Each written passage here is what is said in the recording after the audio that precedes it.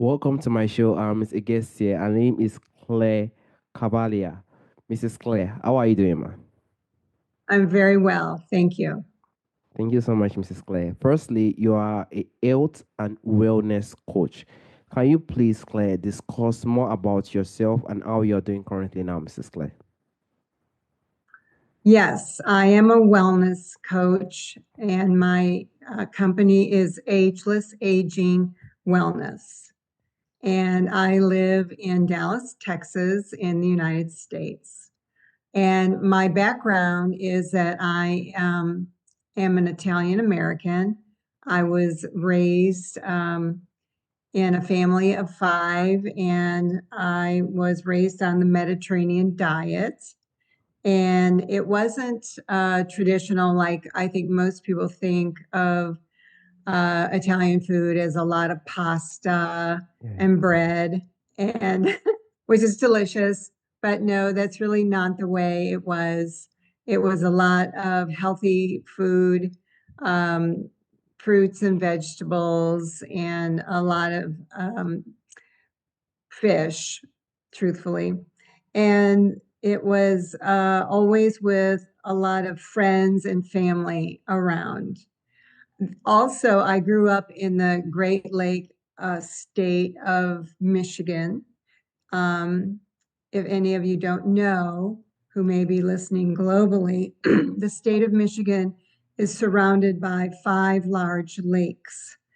It's very beautiful, and it's also has four seasons. So we were able to enjoy the outdoors all year round. And so my family, my parents, exposed us to a lot of outdoor activities.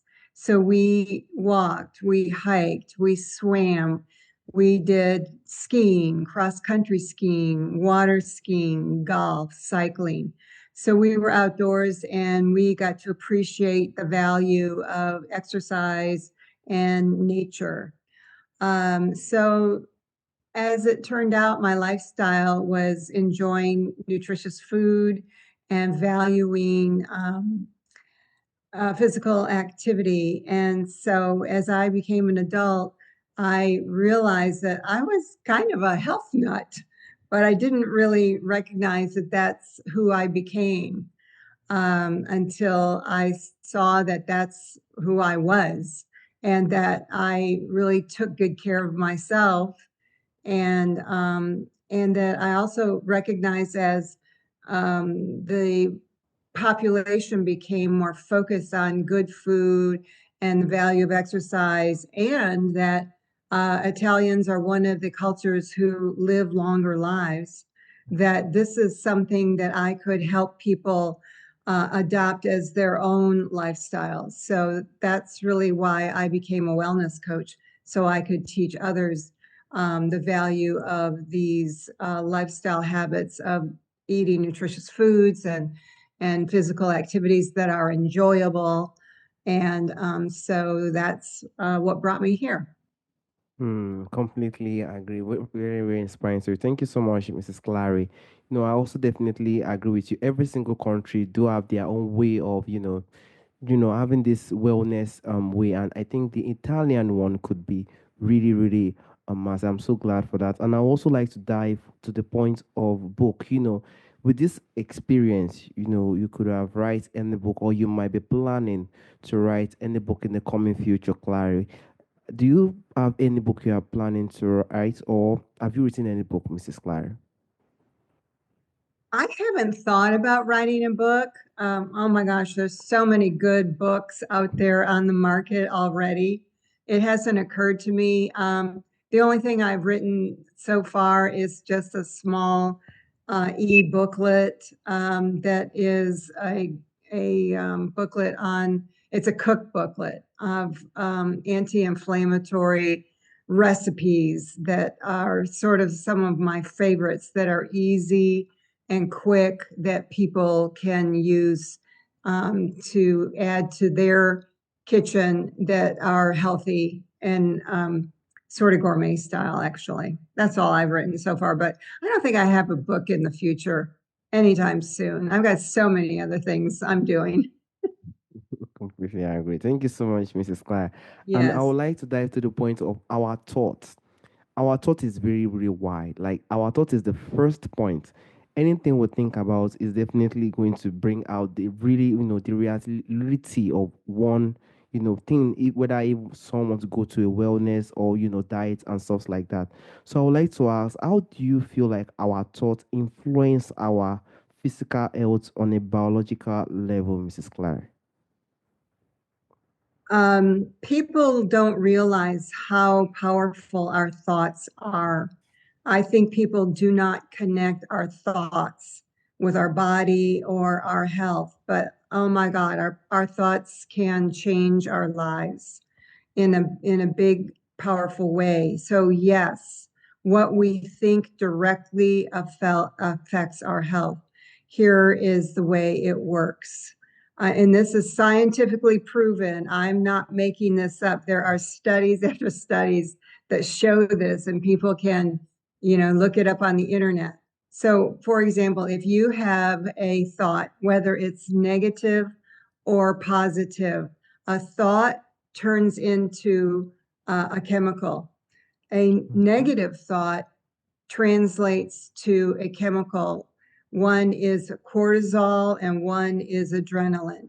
And those chemicals go throughout your body and they turn into inflammation eventually if you have pervasive thoughts, not just an occasional negative thought, but if you're always thinking negative thoughts, they will eventually send signals throughout your body and become inflammation.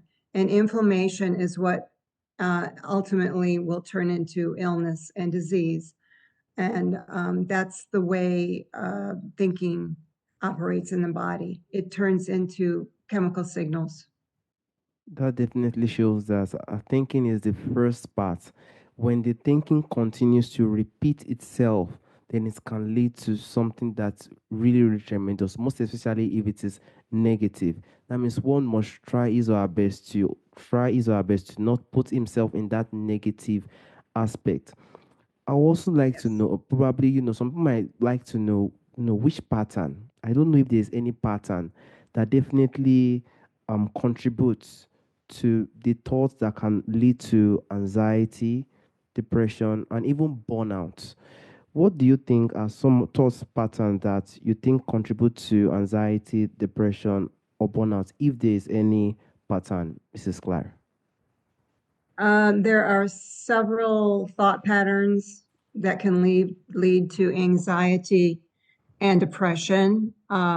Chronic worry, for example, that's sort of the definition of anxiety, but that's worrying frequently about anything and everything. That's considered generalized anxiety. Overthinking, that means like thinking about one thing all the time, like you cannot get it off of your mind. You're thinking about it morning, noon, and night, and it's considered obsessive thinking. Um, Catastrophizing, that means thinking about something in the worst case scenario, like absolutely, this is going to turn out as a disaster. Uh, Chronic negative thinking, just always thinking bad things are going to happen and never seeing the bright side of a situation. Black and white thinking, like always thinking this is either the worst or the best, never or always. That is definitely a symptom of depression. Complaining constantly, um, complaining about aches and pains, complaining when you're stuck in traffic, something afraid of going out in the day because you know something bad's going to happen. Just constant complaining. Fears, um, leading your life based on fear, knowing that something bad's going to happen if you wake up in the morning. Fears can actually turn into phobias. That's in the extreme version of fears. People who have, there's, fear of actually being in crowds. My boyfriend has claustrophobia. That's being in tight spaces. So letting fear control your life. Procrastination is another one. People think that procrastination is just being lazy and putting things off, but procrastination is really it's a it's being in control. Fear of being out of control is what procrastination is about, and low self-worth is a strong symptom of depression, and that is feeling unworthy of yourself or not valuable. And this can interfere with job performance. It can interfere with getting a job.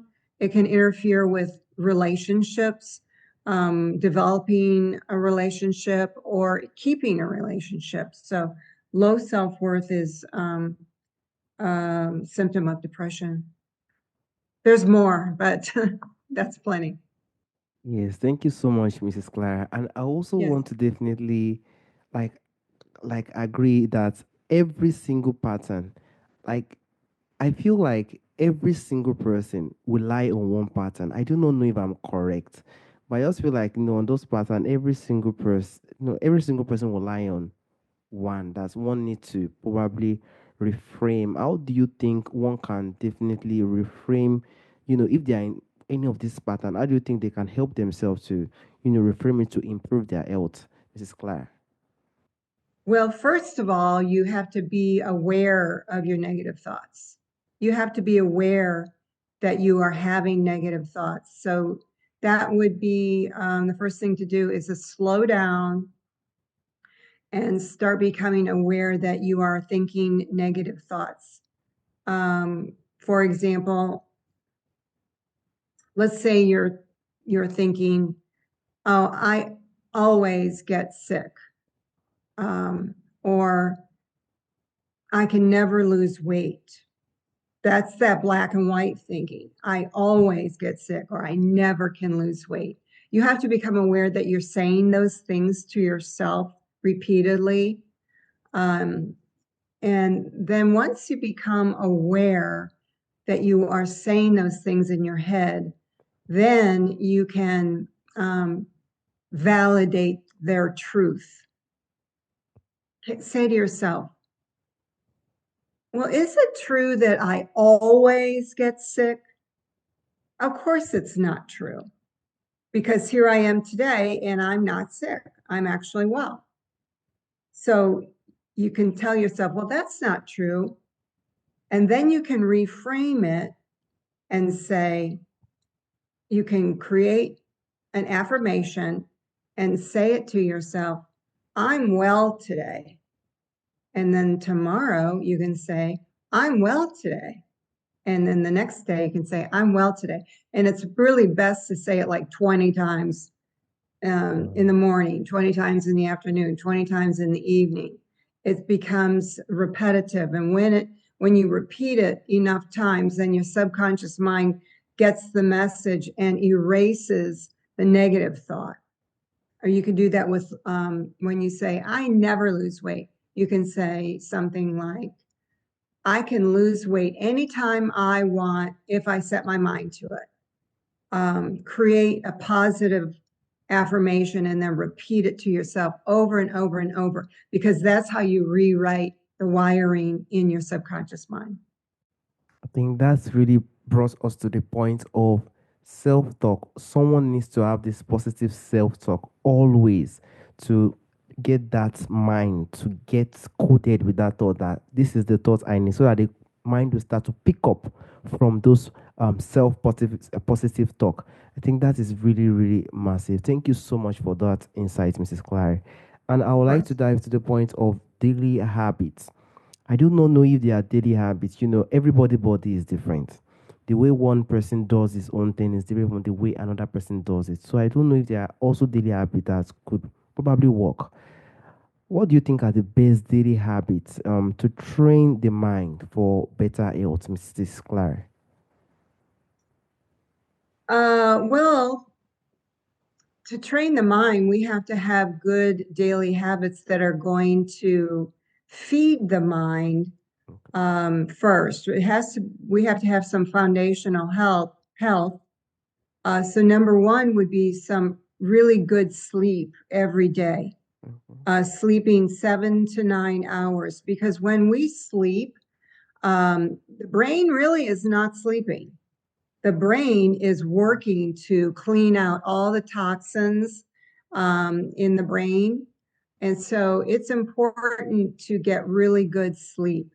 So pay attention to your sleep habits and try to get 7 to 9 hours of sleep every day. So that's one thing. The next thing I would recommend is eating a very nutritious, healthy food.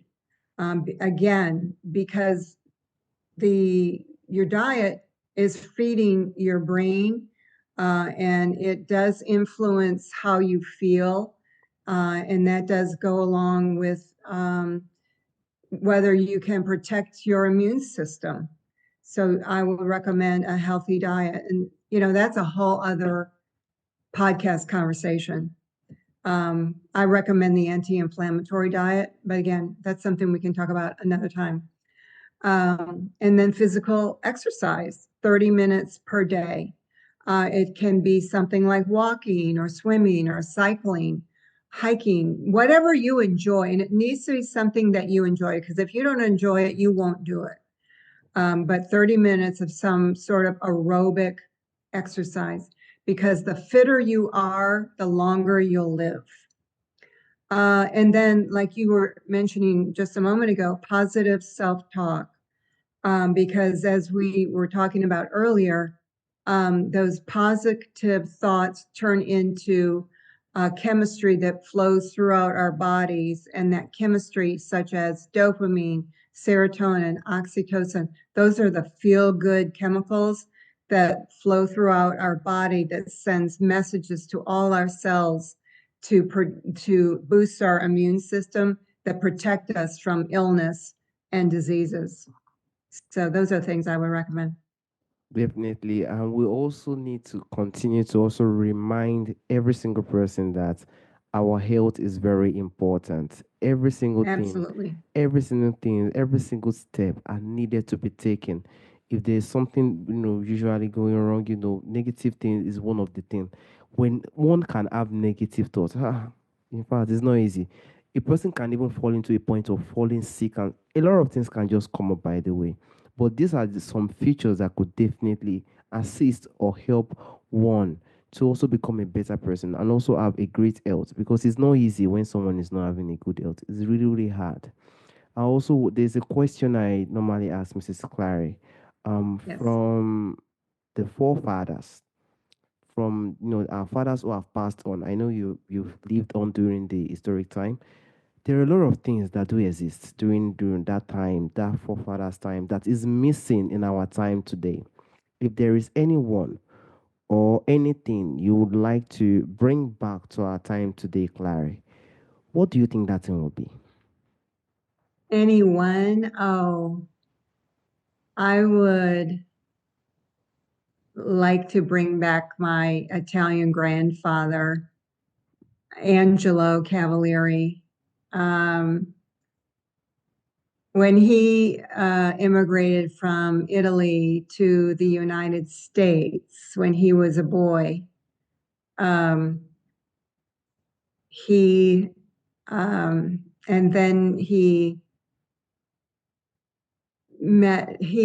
was young, but when he became around 20 years old, he met my grandmother. She was also Italian, but he was from northern Italy where they practiced Judaism, and she was from Sicily, where they practiced Catholicism.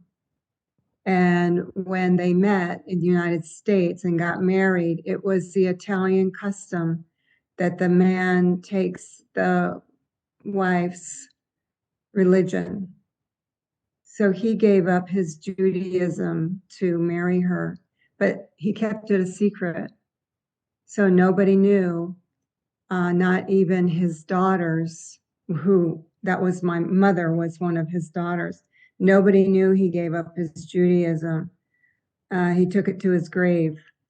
And we only discovered it through ancestral records. So I would like to bring back my grandfather and talk to him about how he felt about giving up his Judaism, um, for his wife. I think that was an act of love. I think it was a beautiful thing, and it interests me because my partner is Jewish, and I know people's religions mean a lot to them, and so it would be my grandfather Angelo, who I loved and adored so much. He was such an awesome man, but nobody knew he gave up his Judaism for the love of his wife. That's really, really powerful, Clario. That is very, very powerful and awesome, number man. That shows that he really, really loves his wife during that time. He really loves her, and he was Yeah. ready to give up anything just to Yeah. have her. I hope Yes. we have men like that in this time. Like that is really, really powerful. Having men It like that is really today is, powerful. you know, Yeah. And it gives me chills. it's really, really powerful. Honestly speaking, we hope we have more men like that. Honestly speaking, and he Yeah, kept his me secrets. too. Like kept his secrets is great. I mean, didn't even tell people he did it out of love. Wow, that's I know. Isn't that beautiful? it's Yeah, really nobody knew, beautiful. not even my mother, who was his Wow. firstborn daughter, or my aunt, who was his other daughter. Nobody knew until we found records of it in ancestral records. So I wish I could talk to my grandfather about how he made that decision. Wow. Yeah. That's true love. Honestly speaking, I that's know, just but true there's a love. part of me who feels like I'm a little bit Jewish because of his heritage, Exactly, exactly. which There's I still a love, part of you you. know. Yes, Yeah. yes, definitely. There's still a part of you that still have that blood. I want to Yeah. thank you for the opportunity, the time, and this inspiring message. Thank you so much, Mrs. Thank Thank you so you, much. Timmy. All Thank you right, so much for having me. It's my pleasure. all right, McLaren. Bye bye. Bye. So nice to meet you.